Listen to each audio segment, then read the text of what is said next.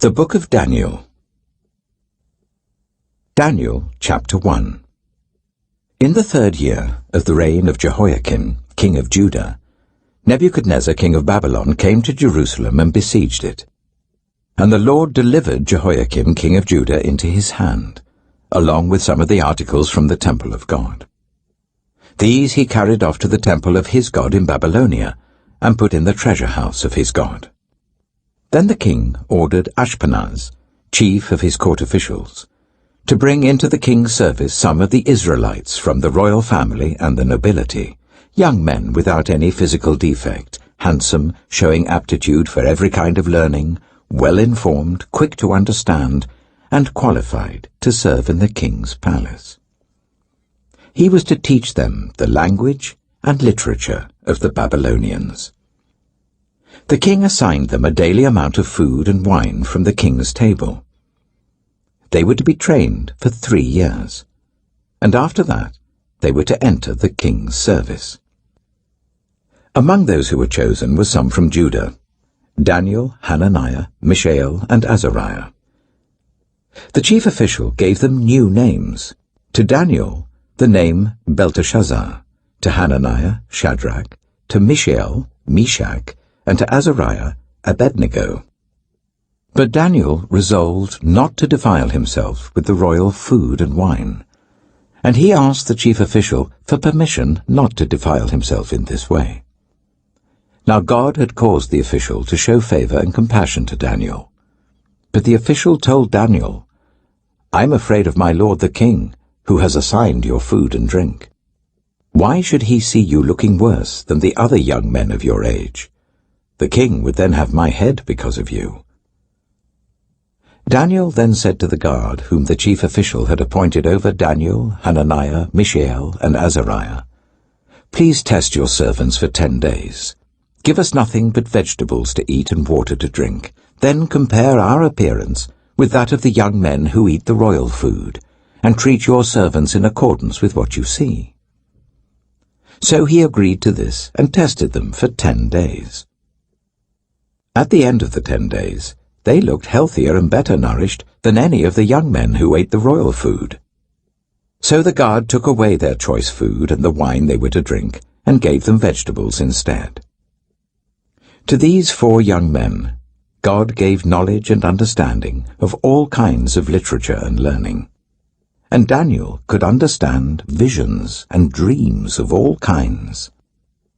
At the end of the time set by the king to bring them into his service, the chief official presented them to Nebuchadnezzar. The king talked with them, and he found none equal to Daniel, Hananiah, Mishael, and Azariah. So they entered the king's service. In every matter of wisdom and understanding about which the king questioned them, he found them 10 times better than all the magicians and enchanters in his whole kingdom. And Daniel remained there until the 1st year of King Cyrus. Daniel chapter 2. In the 2nd year of his reign, Nebuchadnezzar had dreams. His mind was troubled, and he could not sleep. So the king summoned the magicians, enchanters, sorcerers, and astrologers to tell him what he had dreamed. When they came in and stood before the king, he said to them, "I have had a dream that troubles me, and I want to know what it means." Then the astrologers answered the king, "May the king live forever. Tell your servants the dream, and we will interpret it." The king replied to the astrologers, "This is what I have firmly decided. If you do not tell me what my dream was and interpret it, I will have you cut into pieces and your houses turned into piles of rubble. But if you tell me the dream and explain it, you will receive from me gifts and rewards and great honor. So, tell me the dream and interpret it for me." Once more they replied, "Let the king tell his servants the dream, and we will interpret it." Then the king answered, "I am certain that you're trying to gain time, because you realize that this is what I have firmly decided. If you do not tell me the dream, there is only one penalty for you. You have conspired to tell me misleading and wicked things, hoping the situation will change. So then, tell me the dream, and I will know that you can interpret it for me." The astrologers answered the king, "There is no one on earth who can do what the king asks. No king, however great and mighty, has ever asked such a thing of any magician or enchanter or astrologer. What the king asks is too difficult. No one can reveal it to the king except the gods, and they do not live among humans." This made the king so angry and furious that he ordered the execution of all the wise men of Babylon.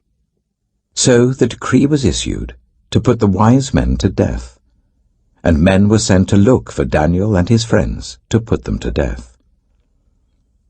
When Arioch, the commander of the king's guard, had gone out to put to death the wise men of Babylon, Daniel spoke to him with wisdom and tact.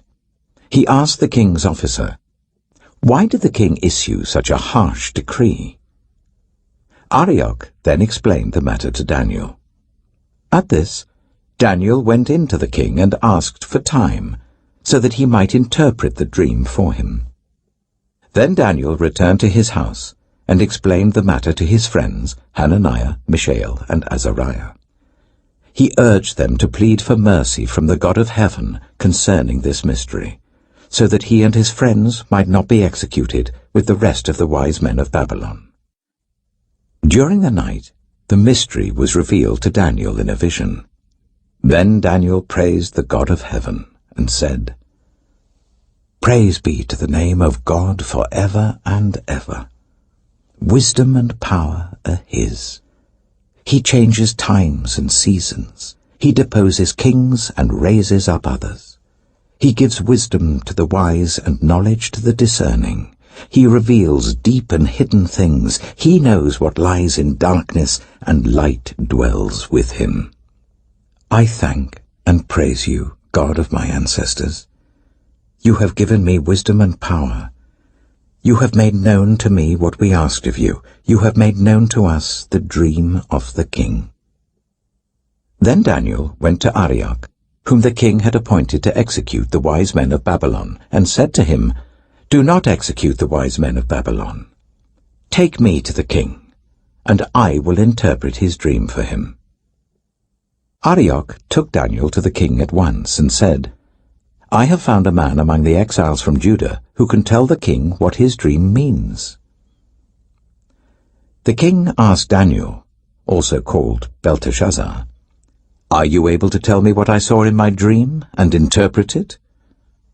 Daniel replied, "No wise man, enchanter, magician, or diviner can explain to the king the mystery he has asked about, but there is a God in heaven who reveals mysteries. He has shown King Nebuchadnezzar what will happen in days to come. Your dream and the visions that passed through your mind as you were lying in bed are these. As your majesty was lying there, your mind turned to things to come, and the revealer of mysteries showed you what is going to happen. As for me, this mystery has been revealed to me, not because I have greater wisdom than anyone else alive, but so that your majesty may know the interpretation, and that you may understand what went through your mind. Your majesty looked, and there before you stood a large statue, an enormous, dazzling statue, awesome in appearance. The head of the statue was made of pure gold, its chest and arms of silver, its belly and thighs of bronze, its legs of iron, its feet partly of iron and partly of baked clay. While you were watching, a rock was cut out, but not by human hands. It struck the statue on its feet of iron and clay and smashed them. Then the iron, the clay, the bronze, the silver, and the gold were all broken to pieces and became like chaff on a threshing floor in the summer. The wind swept them away without leaving a trace. But the rock that struck the statue became a huge mountain and filled the whole earth. This was the dream, and now we will interpret it to the king. Your Majesty, you are the King of Kings. The God of heaven has given you dominion and power and might and glory. In your hands he has placed all mankind and the beasts of the field and the birds in the sky. Wherever they live, he has made you ruler over them all. You are that head of gold. After you, another kingdom will arise, inferior to yours. Next, a third kingdom, one of bronze, will rule over the whole earth. Finally, there will be a fourth kingdom, strong as iron, for iron breaks and smashes everything, and as iron breaks things to pieces, so it will crush and break all the others. Just as you saw that the feet and toes were partly of baked clay and partly of iron, so this will be a divided kingdom. Yet it will have some of the strength of iron in it, even as you saw iron mixed with clay. As the toes were partly iron and partly clay, so this kingdom will be partly strong and partly brittle. And just as you saw the iron mixed with baked clay, so the people will be a mixture and will not remain united, any more than iron mixes with clay. In the time of those kings, the God of heaven will set up a kingdom that will never be destroyed, nor will it be left to another people. It will crush all those kingdoms and bring them to an end, but it will itself endure forever. This is the meaning of the vision of the rock cut out of a mountain, but not by human hands, a rock that broke the iron, the bronze, the clay, the silver, and the gold to pieces. The great God has shown the king what will take place in the future. The dream is true, and its interpretation is trustworthy. Then King Nebuchadnezzar fell prostrate before Daniel, and paid him honor, and ordered that an offering and incense be presented to him. The king said to Daniel, "Surely your God is the God of gods, and the Lord of kings, and a revealer of mysteries, for you were able to reveal this mystery." Then the king placed Daniel in a high position, and lavished many gifts on him. He made him ruler over the entire province of Babylon, and placed him in charge of all its wise men. Moreover, at Daniel's request, the king appointed Shadrach, Meshach, and Abednego, chief ministers over the province of Babylon, while Daniel himself remained at the royal court. Daniel chapter 3. King Nebuchadnezzar made an image of gold, 60 cubits high and 6 cubits wide, and set it up on the plain of Dura in the province of Babylon.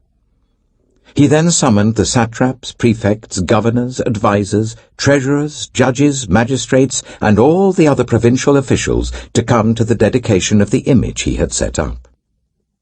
So the satraps, prefects, governors, advisers, treasurers, judges, magistrates, and all the other provincial officials assembled for the dedication of the image that King Nebuchadnezzar had set up, and they stood before it. Then the herald loudly proclaimed, "Nations and peoples of every language, this is what you are commanded to do. As soon as you hear the sound of the horn, flute, zither, lyre, harp, pipe, and all kinds of music, you must fall down and worship the image of gold that King Nebuchadnezzar has set up. Whoever does not fall down and worship will immediately be thrown into a blazing furnace." Therefore, as soon as they heard the sound of the horn, flute, zither, lyre, harp, and all kinds of music, all the nations and peoples of every language fell down and worshipped the image of gold that King Nebuchadnezzar had set up. At this time, some astrologers came forward and denounced the Jews.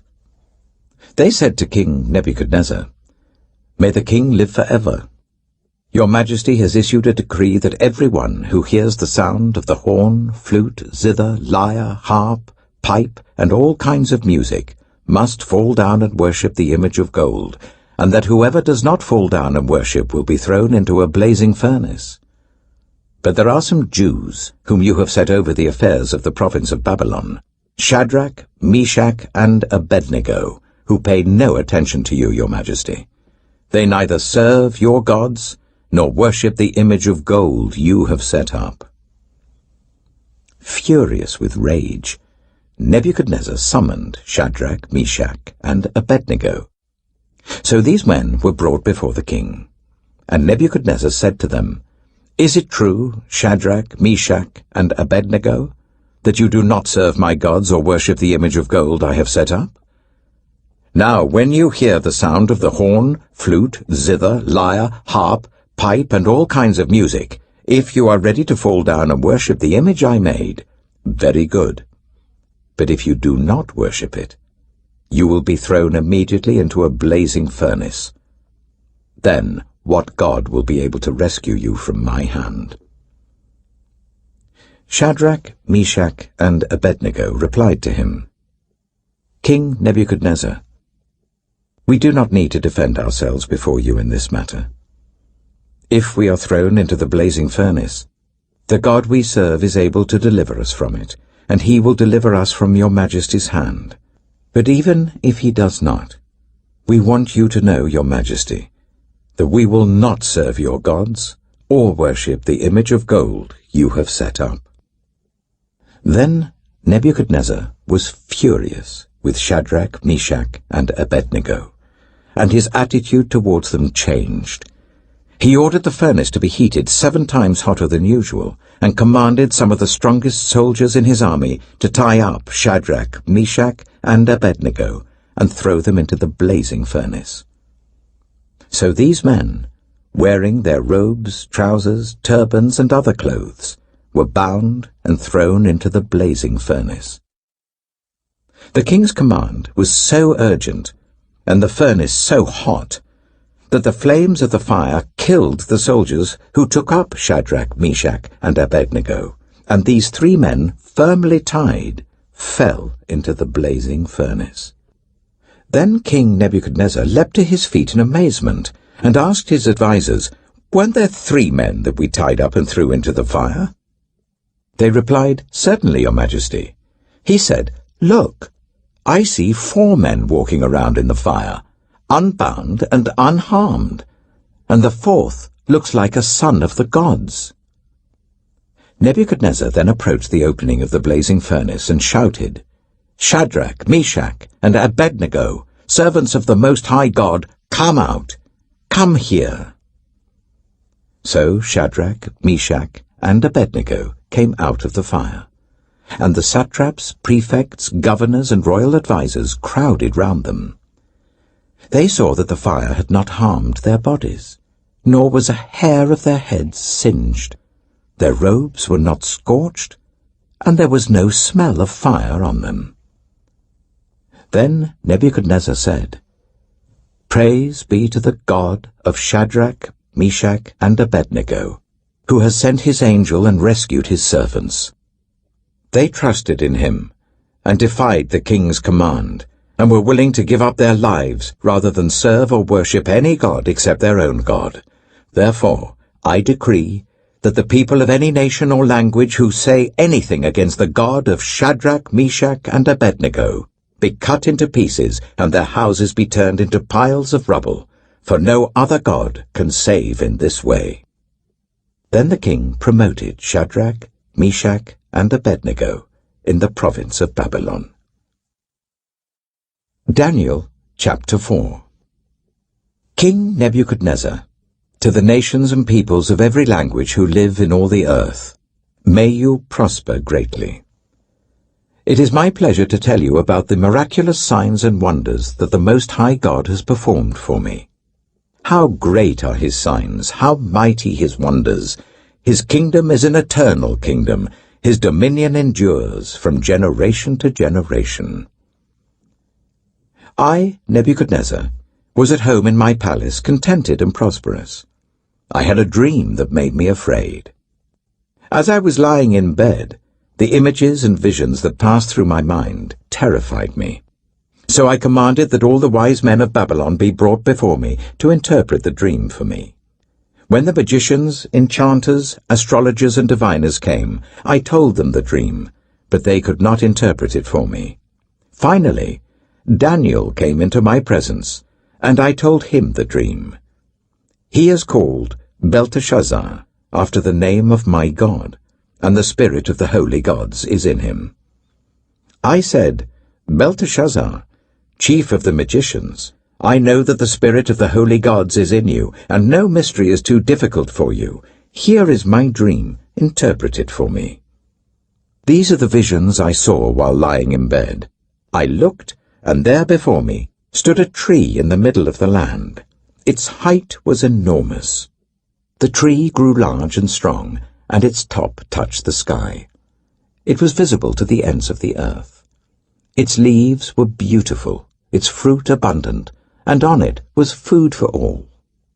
Under it, the wild animals found shelter, and the birds lived in its branches. From it, every creature was fed. In the visions I saw while lying in bed, I looked, and there before me was a Holy One, a messenger, coming down from heaven. He called in a loud voice, "Cut down the tree, and trim off its branches.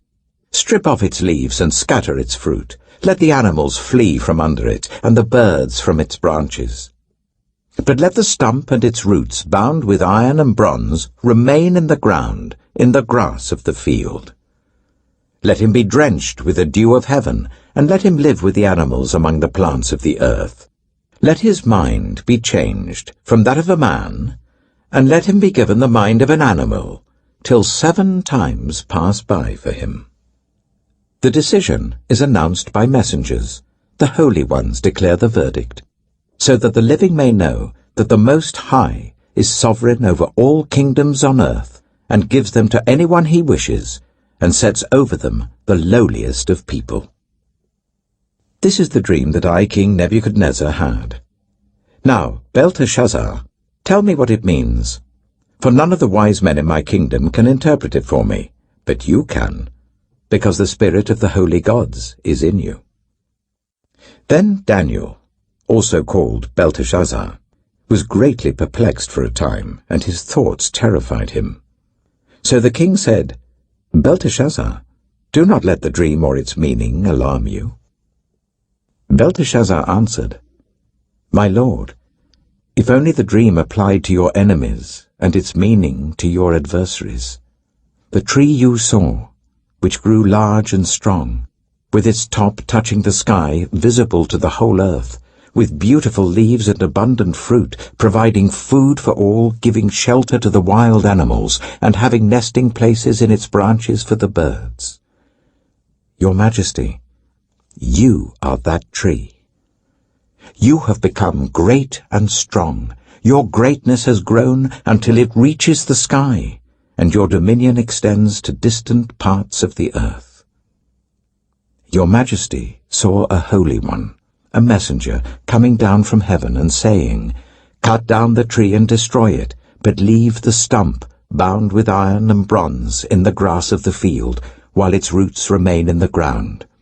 Let him be drenched with the dew of heaven, let him live with the wild animals until 7 times pass by for him." This is the interpretation, Your Majesty, and this is the decree the Most High has issued against my lord the king. You will be driven away from people, and will live with the wild animals. You will eat grass like the ox, and be drenched with the dew of heaven. 7 times will pass by for you, until you acknowledge that the Most High is sovereign over all kingdoms on earth, and gives them to anyone he wishes. The command to leave the stump of the tree with its roots means that your kingdom will be restored to you when you acknowledge that heaven rules. Therefore, Your Majesty, be pleased to accept my advice. Renounce your sins by doing what is right, and your wickedness by being kind to the oppressed. It may be that then your prosperity will continue. All this happened to King Nebuchadnezzar. 12 months later, as the king was walking on the roof of the royal palace of Babylon, he said, "Is not this the great Babylon I have built as the royal residence, by my mighty power and for the glory of my majesty?" Even as the words were on his lips, a voice came from heaven. "This is what is decreed for you, King Nebuchadnezzar. Your royal authority has been taken from you. You will be driven away from people, and will live with the wild animals. You will eat grass like the ox. 7 times will pass by for you, until you acknowledge that the Most High is sovereign over all kingdoms on earth, and gives them to anyone he wishes." Immediately what had been said about Nebuchadnezzar was fulfilled.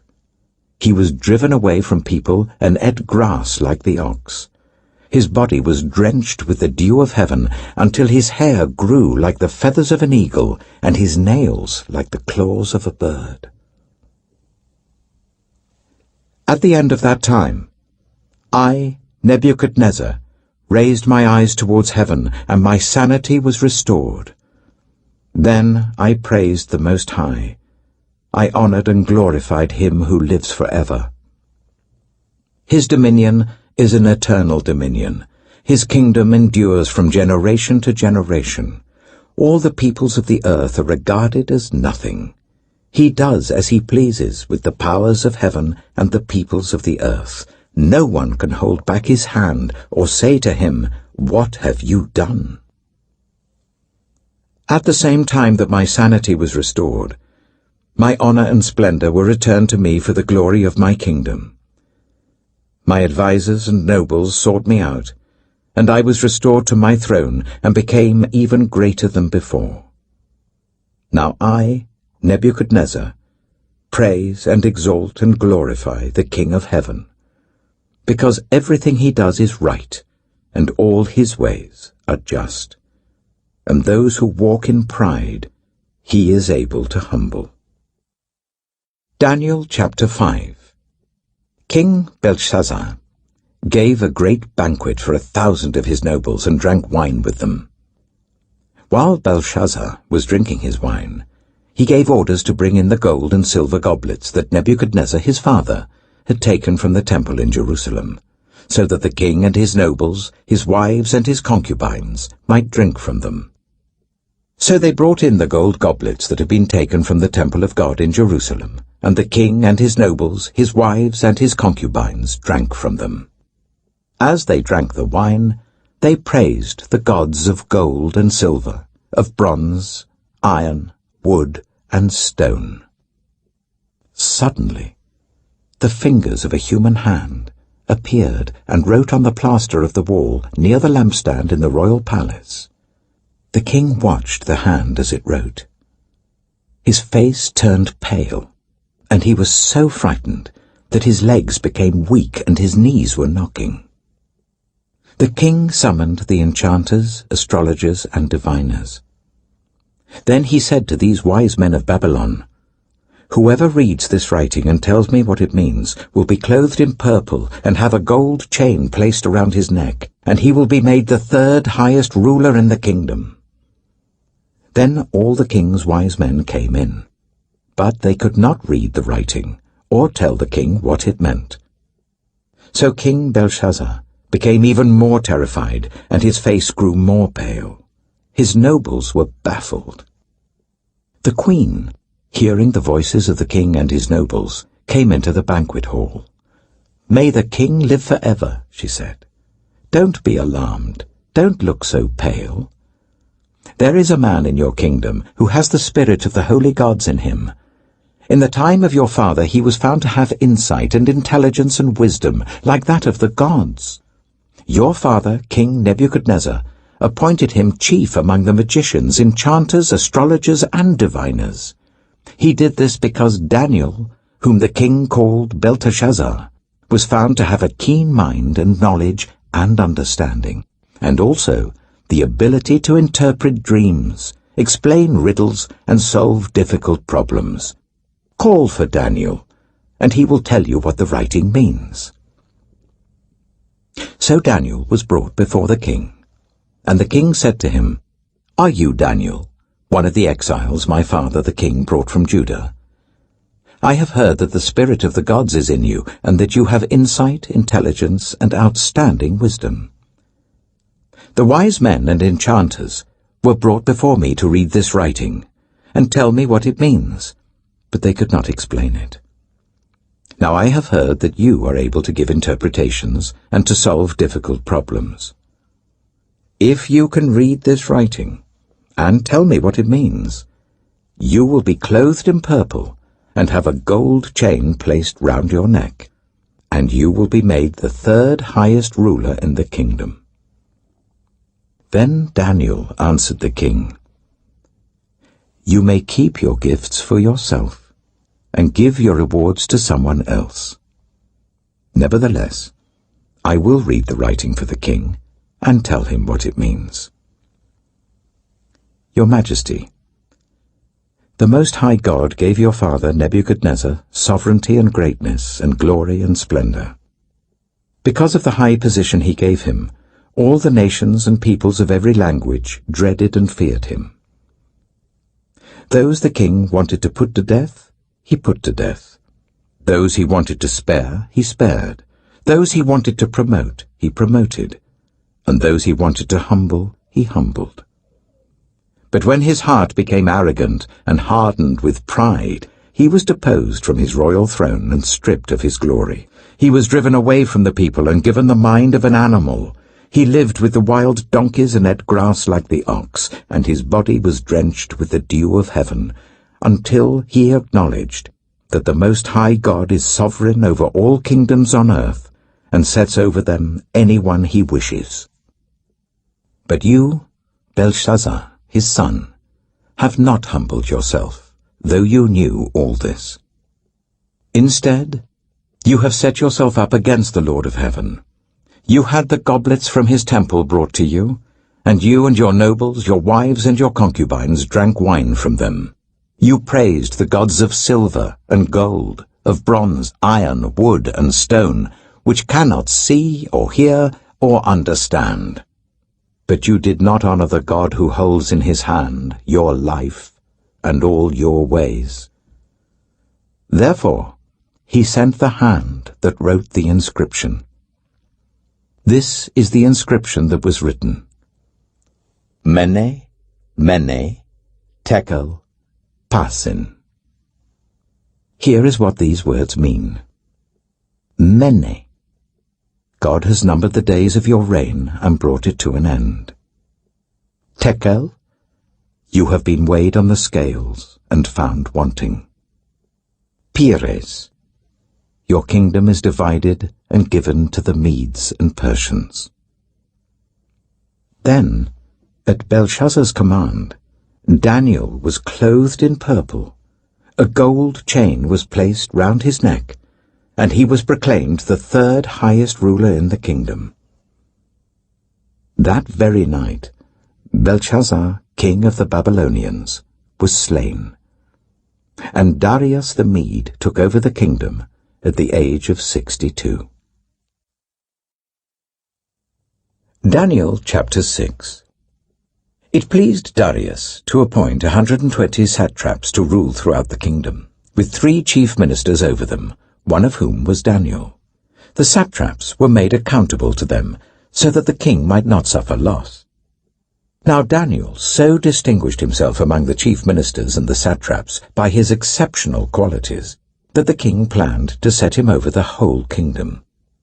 At this, the chief ministers and the satraps tried to find grounds for charges against Daniel in his conduct of government affairs, but they were unable to do so. They could find no corruption in him, because he was trustworthy and neither corrupt nor negligent. Finally, these men said, "We will never find any basis for charges against this man Daniel, unless it has something to do with the law of his God." So these chief ministers and satraps went as a group to the king and said, "May King Darius live forever. The royal ministers, prefects, satraps, advisers, and governors have all agreed that the king should issue an edict and enforce the decree that anyone who prays to any god or human being during the next 30 days, except to you, your majesty, shall be thrown into the lion's den. Now, your majesty, issue the decree and put it in writing so that it cannot be altered, in accordance with the law of the Medes and Persians, which cannot be repealed." So King Darius put the decree in writing. Now when Daniel learned that the decree had been published, he went home to his upstairs room where the windows opened towards Jerusalem. 3 times a day he got down on his knees and prayed, giving thanks to his God, just as he had done before. Then these men went as a group and found Daniel praying and asking God for help. So they went to the king and spoke to him about his royal decree. "Did you not publish a decree that during the next 30 days, anyone who prays to any god or human being except to you, your majesty, would be thrown into the lion's den?" The king answered, "The decree stands, in accordance with the law of the Medes and Persians, which cannot be repealed." Then they said to the king, "Daniel, who is one of the exiles from Judah, pays no attention to you, your majesty, or to the decree you put in writing. He still prays 3 times a day." When the king heard this, he was greatly distressed. He was determined to rescue Daniel and made every effort until sunset to save him. Then the men went as a group to King Darius and said to him, "Remember, your majesty, that according to the law of the Medes and Persians, no decree or edict that the king issues can be changed." So the king gave the order, and they brought Daniel and threw him into the lion's den. The king said to Daniel, "May your God, whom you serve continually, rescue you." A stone was brought and placed over the mouth of the den, and the king sealed it with his own signet ring and with the rings of his nobles, so that Daniel's situation might not be changed. Then the king returned to his palace and spent the night without eating and without any entertainment being brought to him, and he could not sleep. At the first light of dawn, the king got up and hurried to the lion's den. When he came near the den, he called to Daniel in an anguished voice, "Daniel, servant of the living God, has your God, whom you serve continually, been able to rescue you from the lions?" Daniel answered, "May the king live forever. My God sent his angel, and he shut the mouths of the lions. They have not hurt me, because I was found innocent in his sight. Nor have I ever done any wrong before you, your majesty." The king was overjoyed, and gave orders to lift Daniel out of the den. And when Daniel was lifted from the den, no wound was found on him, because he had trusted in his God. At the king's command, the men who had falsely accused Daniel were brought in and thrown into the lion's den, along with their wives and children. And before they reached the floor of the den, the lions overpowered them and crushed all their bones. Then King Darius wrote to all the nations and peoples of every language in all the earth, "May you prosper greatly. I issue a decree that in every part of my kingdom people must fear and reverence the God of Daniel. For he is the living God, and he endures forever. His kingdom will not be destroyed, his dominion will never end. He rescues and he saves. He performs signs and wonders in the heavens and on the earth. He has rescued Daniel from the power of the lions." So Daniel prospered during the reign of Darius and the reign of Cyrus the Persian. Daniel chapter 7.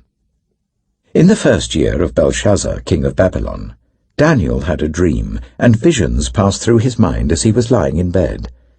He wrote down the substance of his dream. Daniel said, "In my vision at night I looked, and there before me were the 4 winds of heaven churning up the great sea.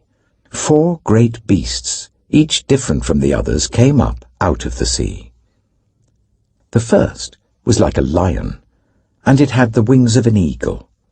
I watched until its wings were torn off, and it was lifted from the ground so that it stood on 2 feet like a human being, and the mind of a human was given to it. And there before me was a second beast, which looked like a bear.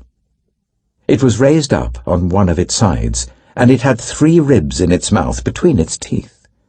It was told, 'Get up and eat your fill of flesh.'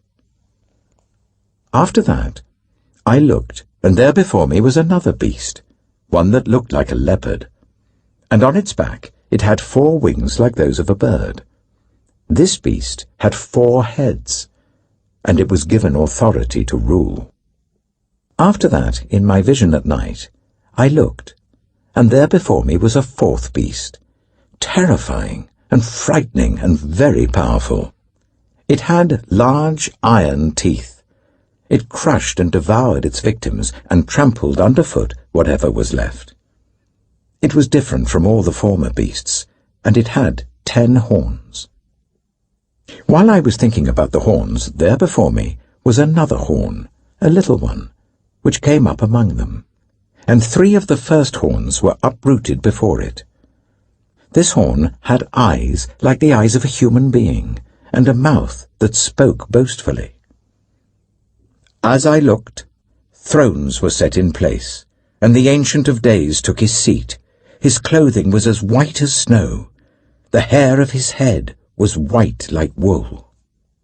His throne was flaming with fire, and its wheels were all ablaze. A river of fire was flowing, coming out from before him. Thousands upon thousands attended him. 10,000 times 10,000 stood before him. The court was seated, and the books were opened. Then I continued to watch, because of the boastful words the horn was speaking. I kept looking until the beast was slain, and its body destroyed and thrown into the blazing fire. The other beasts had been stripped of their authority, but were allowed to live for a period of time. In my vision at night, I looked, and there before me was one like a son of man, coming with the clouds of heaven.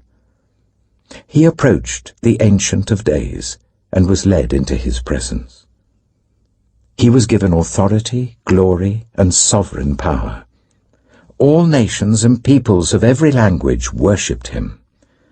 His dominion is an everlasting dominion that will not pass away, and his kingdom is one that will never be destroyed.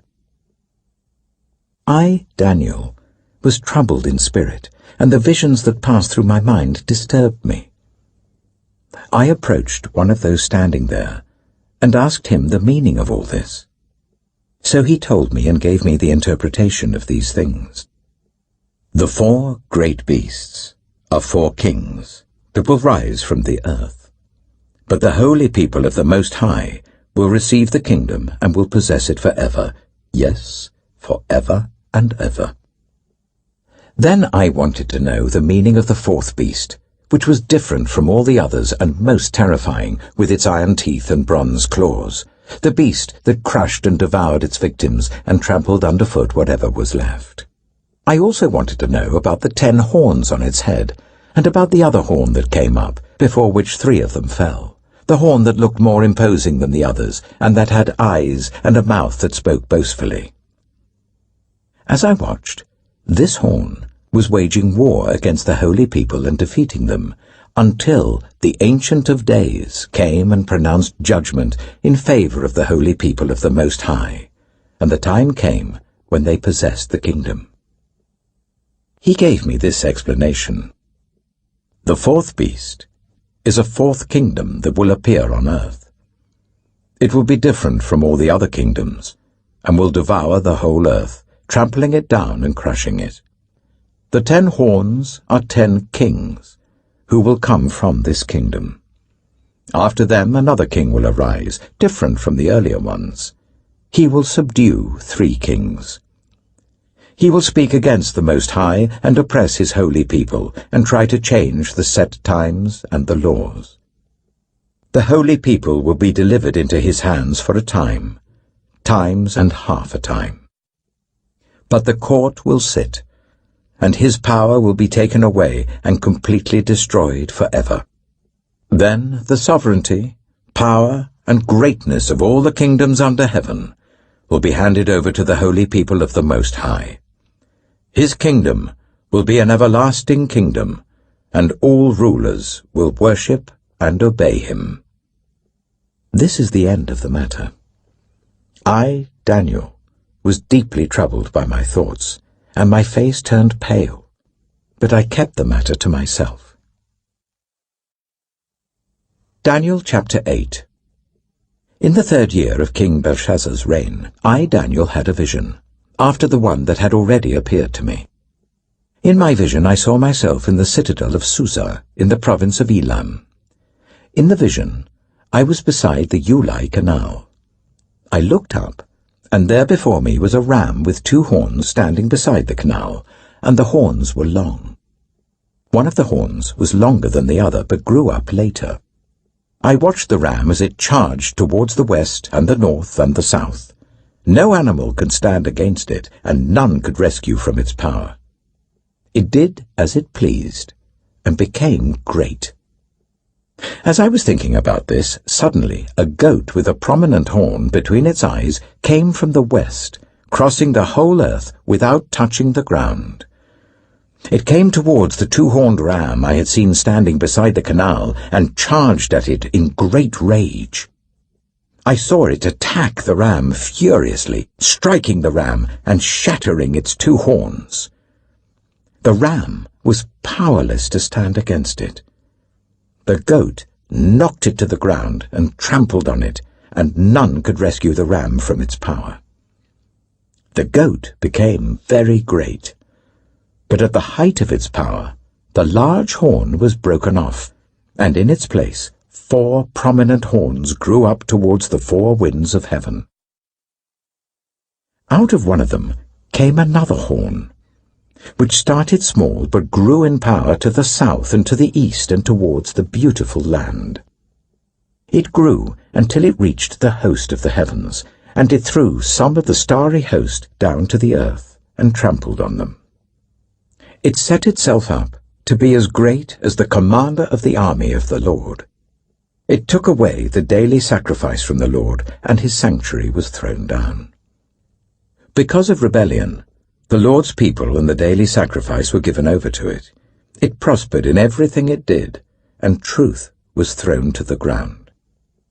Then I heard a Holy One speaking, and another Holy One said to him, "How long will it take for the vision to be fulfilled? The vision concerning the daily sacrifice, the rebellion that causes desolation, the surrender of the sanctuary, and the trampling underfoot of the Lord's people." He said to me, "It will take 2,300 evenings and mornings. Then the sanctuary will be reconsecrated." While I, Daniel, was watching the vision and trying to understand it, there before me stood one who looked like a man. And I heard a man's voice from the Ulai calling, "Gabriel, tell this man the meaning of the vision." As he came near the place where I was standing, I was terrified and fell prostrate. "Son of man," he said to me, "understand that the vision concerns the time of the end." While he was speaking to me, I was in a deep sleep with my face to the ground. Then he touched me and raised me to my feet.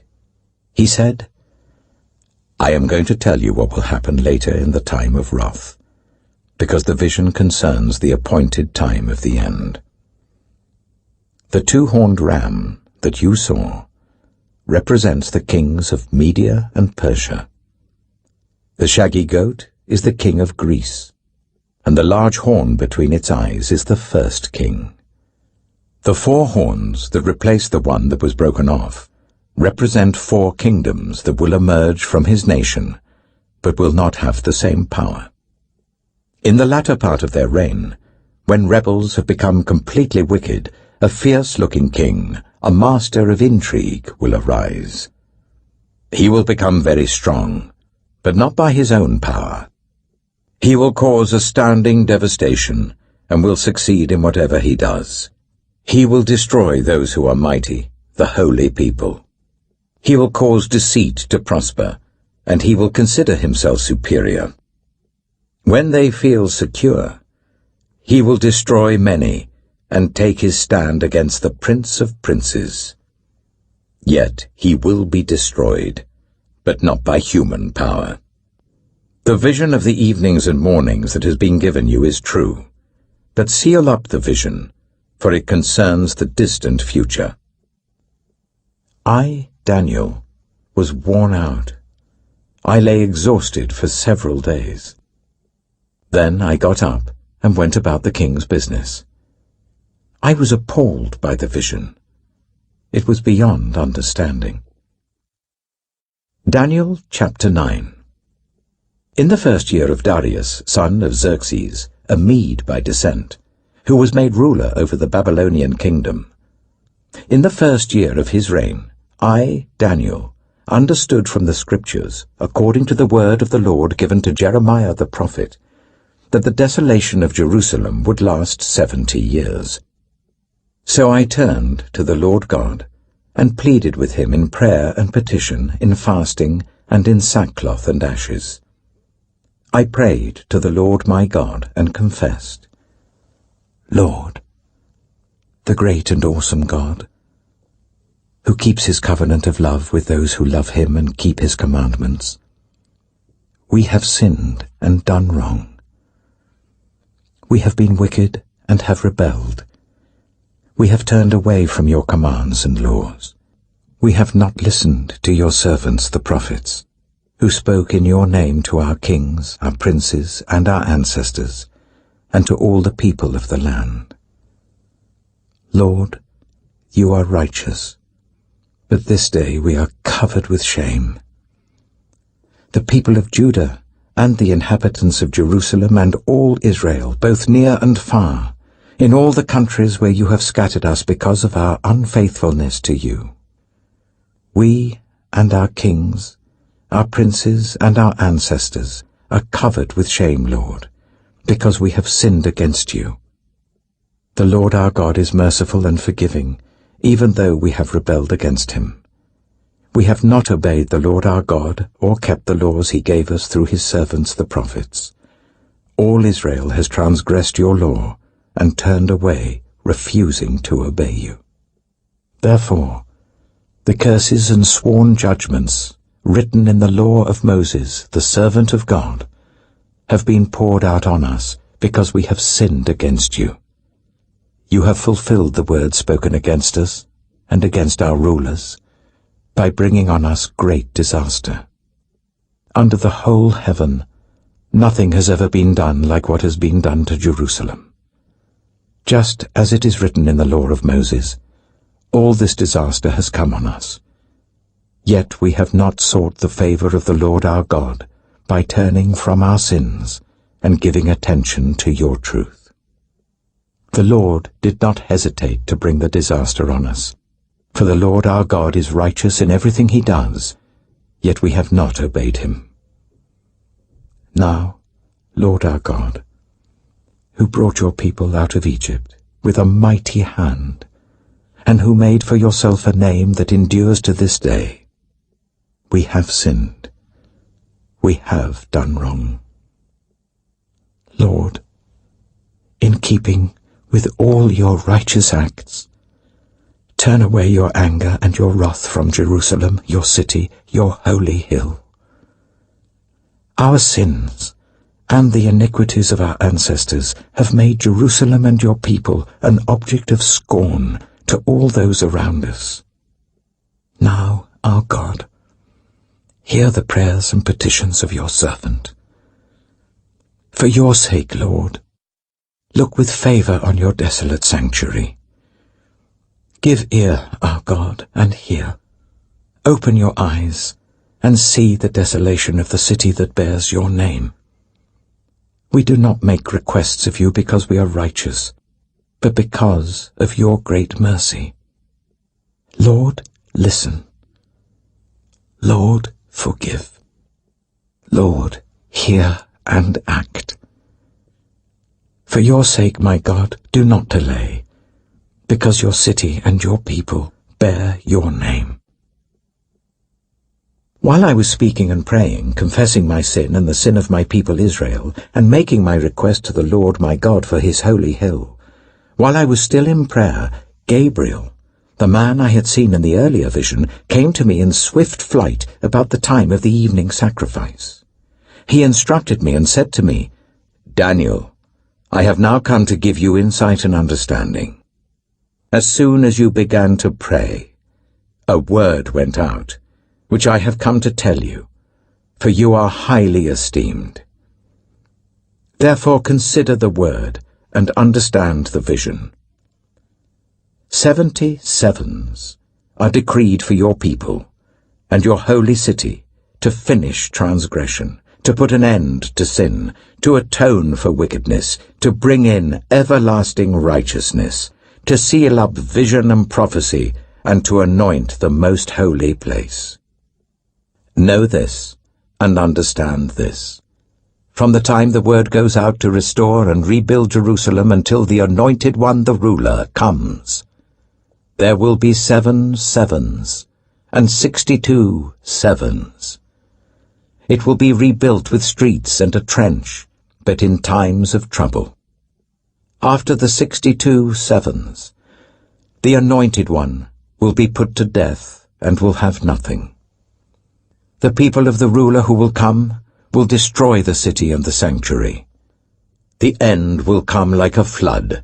War will continue until the end, and desolations have been decreed. He will confirm a covenant with many for 1 7.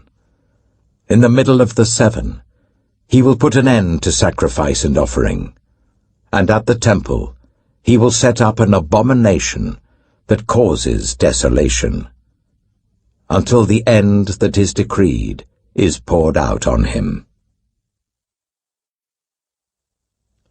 Daniel chapter 10. In the 3rd year of Cyrus, king of Persia, a revelation was given to Daniel, who was called Belteshazzar. Its message was true, and it concerned a great war. The understanding of the message came to him in a vision. At that time, I, Daniel, mourned for 3 weeks. I ate no choice food, no meat or wine touched my lips, and I used no lotions at all until the 3 weeks were over. On the 24th day of the 1st month, as I was standing on the bank of the great river, the Tigris, I looked up, and there before me was a man dressed in linen, with a belt of fine gold from Uphaz round his waist. His body was like topaz, his face like lightning, his eyes like flaming torches, his arms and legs like the gleam of burnished bronze, and his voice like the sound of a multitude. I, Daniel, was the only one who saw the vision. Those who were with me did not see it, but such terror overwhelmed them that they fled and hid themselves. So I was left alone, gazing at this great vision. I had no strength left, my face turned deathly pale, and I was helpless. Then I heard him speaking, and as I listened to him, I fell into a deep sleep, my face to the ground. A hand touched me and set me trembling on my hands and knees. He said, "Daniel, you who are highly esteemed, consider carefully the words I am about to speak to you, and stand up, for I have now been sent to you." And when he said this to me, I stood up, trembling. Then he continued, "Do not be afraid, Daniel. Since the first day that you set your mind to gain understanding and to humble yourself before your God, your words were heard, and I have come in response to them. But the prince of the Persian kingdom resisted me 21 days. Then Michael, one of the chief princes, came to help me, because I was detained there with the king of Persia. Now I have come to explain to you what will happen to your people in the future, for the vision concerns a time yet to come." While he was saying this to me, I bowed, with my face towards the ground, and was speechless. Then one who looked like a man touched my lips, and I opened my mouth and began to speak. I said to the one standing before me, "I am overcome with anguish because of the vision, my lord, and I feel very weak. How can I, your servant, talk with you, my lord? My strength is gone, and I can hardly breathe." Again, the one who looked like a man touched me and gave me strength. Do not be afraid, you who are highly esteemed, he said. Peace, be strong now. Be strong. When he spoke to me, I was strengthened, and said, Speak, my Lord, since you have given me strength. So he said, Do you know why I have come to you? Soon I will return to fight against the prince of Persia, and when I go, the prince of Greece will come. But first I will tell you what is written in the book of truth. No one supports me against them, except Michael, your prince. Daniel chapter 11. And in the first year of Darius the Mede, I took my stand to support and protect him. Now then, I tell you the truth. 3 more kings will arise in Persia, and then a 4th, who will be far richer than all the others. When he has gained power by his wealth, he will stir up everyone against the kingdom of Greece. Then a mighty king will arise, who will rule with great power and do as he pleases. After he has risen, his empire will be broken up and parcelled out towards the 4 winds of heaven. It will not go to his descendants, nor will it have the power he exercised, because his empire will be uprooted and given to others. The king of the south will become strong, but one of his commanders will become even stronger than he, and will rule his own kingdom with great power. After some years, they will become allies. The daughter of the king of the south will go to the king of the north to make an alliance, but she will not retain her power, and he and his power will not last. In those days she will be betrayed, together with her royal escort and her father, and the one who supported her. Someone from within her family will arise to take her place. He will attack the forces of the king of the north and enter his fortress. He will fight against them and be victorious. He will also seize their gods, their metal images, and their valuable articles of silver and gold, and carry them off to Egypt. For some years he will leave the king of the north alone. Then the king of the north will invade the realm of the king of the south, but will retreat to his own country. His sons will prepare for war, and assemble a great army, which will sweep on like an irresistible flood, and carry the battle as far as his fortress. Then the king of the south will march out in a rage and fight against the king of the north, who will raise a large army, but it will be defeated. When the army is carried off, the king of the south will be filled with pride, and will slaughter many thousands. Yet he will not remain triumphant. For the king of the north will muster another army, larger than the first, and after several years he will advance with a huge army, fully equipped. In those times, many will rise against the king of the south. Those who are violent among your own people will rebel in fulfillment of the vision, but without success. Then the king of the north will come and build up siege ramps, and will capture a fortified city. The forces of the south will be powerless to resist. Even their best troops will not have the strength to stand. The invader will do as he pleases. No one will be able to stand against him. He will establish himself in the beautiful land, and will have the power to destroy it. He will determine to come with the might of his entire kingdom, and will make an alliance with the king of the south.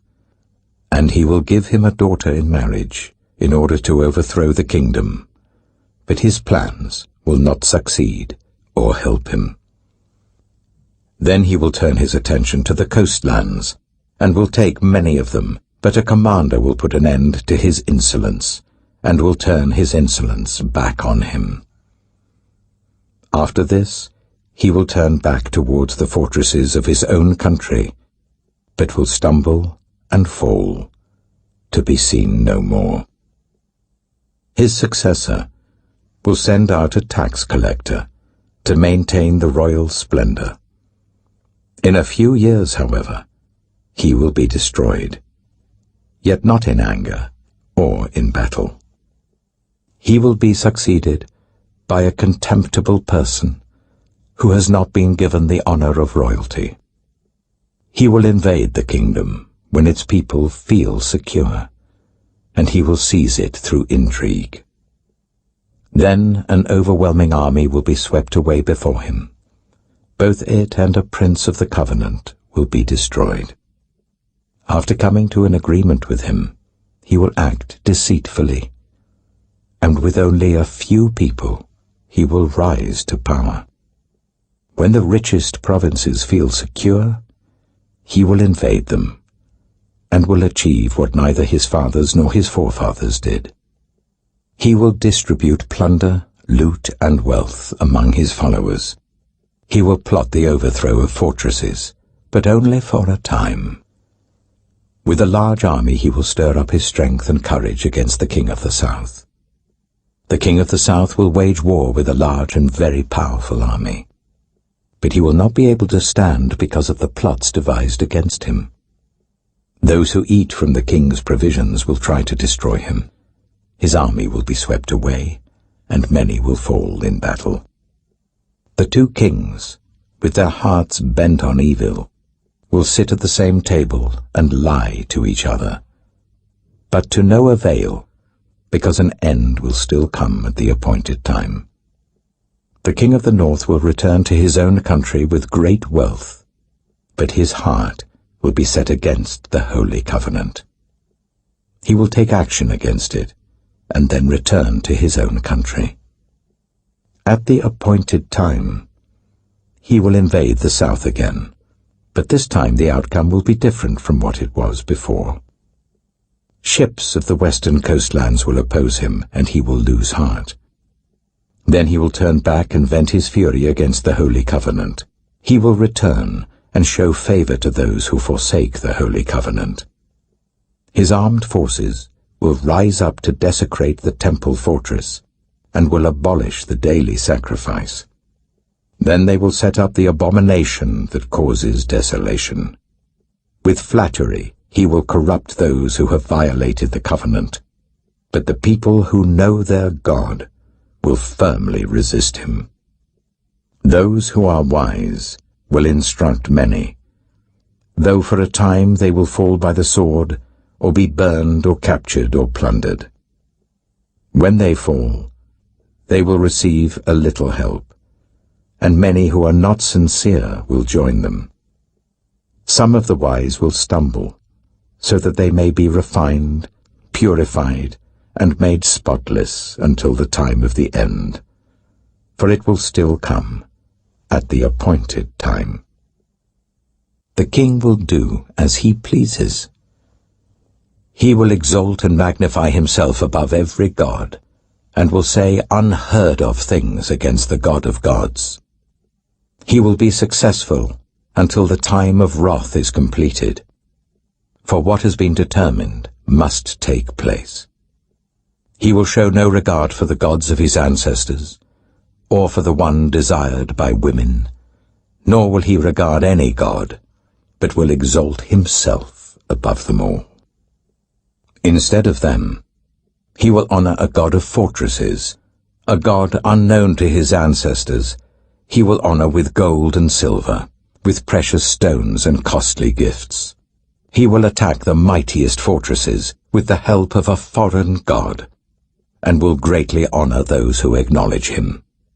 He will make them rulers over many people, and will distribute the land at a price. At the time of the end, the king of the south will engage him in battle, and the king of the north will storm out against him with chariots and cavalry and a great fleet of ships. He will invade many countries and sweep through them like a flood. He will also invade the beautiful land.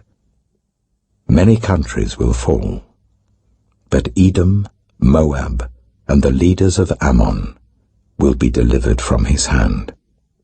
He will extend his power over many countries Egypt will not escape. He will gain control of the treasures of gold and silver, and all the riches of Egypt, with the Libyans and Cushites in submission. But reports from the east and the north will alarm him, and he will set out in a great rage to destroy and annihilate many.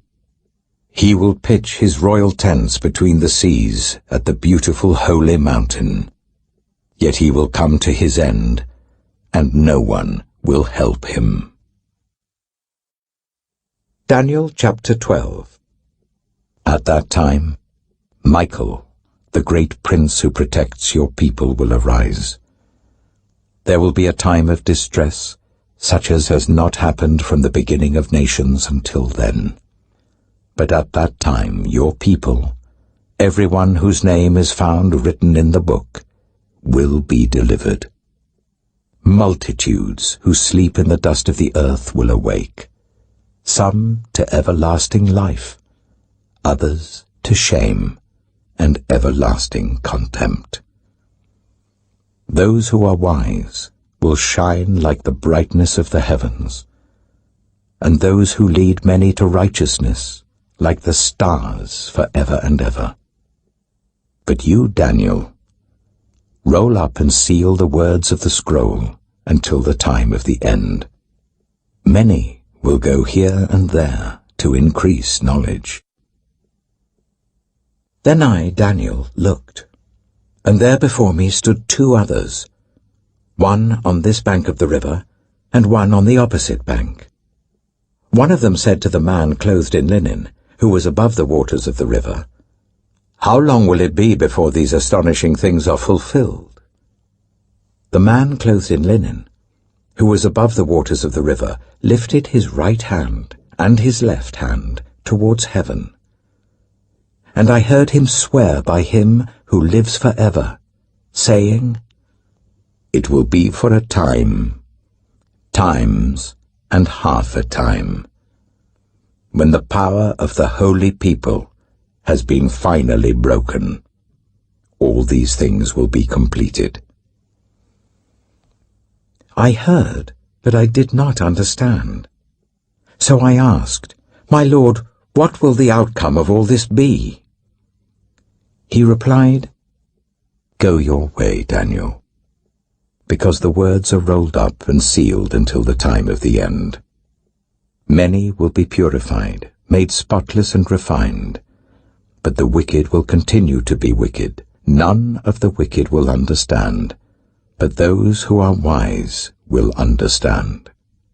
From the time that the daily sacrifice is abolished, and the abomination that causes desolation is set up, there will be 1,290 days. Blessed is the one who waits for and reaches the end of the 1,335 days. As for you, go your way till the end. You will rest, and then at the end of the days you will rise to receive your allotted inheritance.